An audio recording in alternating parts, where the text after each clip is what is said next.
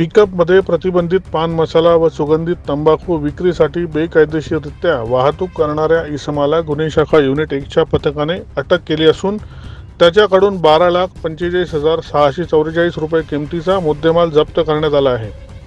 Police आयुक्त Sandeep Karnik, police उपायुक्त प्रशांत बच्छाव, सहाय्यक पोलीस आयुक्त संदीप मिटके यांनी अशा अवैध वाहतुकीवर कारवाई करण्याचे निर्देश दिले होते।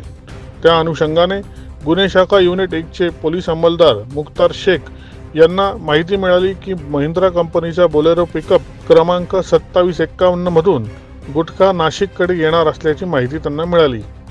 त्यानुसार वरिष्ठ पोलीस निरीक्षक मधुकर कड यांच्या मार्गदर्शनाखाली पोलीस उपनिरीक्षक चेतन श्रीवंत, पोलीस हवालदार रमेश कोळी, पोलीस अंमलदार मुख्तार शेख, राहुल पालखेडे, रमेश बर्डे, जगेश्वर बोरसे, नितीन जगताप, समाधान पवार यांच्या पथकाने पेठ रोडवर सापळा रचून हे वाहन थांबविले। वाहनाची तपासणी केली असता त्यामध्ये मोठ्या प्रमाणावर गुटख्याचे पाकिट आढळून आले। वाहन चालवणाऱ्या इसमाने आपले नाव वैभव सुनील क्षीरसागर, वय 25, राहणार उमराळी बुद्रुक, तालुका दिंडोरी असे सांगितले व त्याने सदर गुटखा हा गुजरात राज्यातील सुतारपाडा येथून नाशिककडे विक्रीसाठी नेत असल्याचे सांगितले।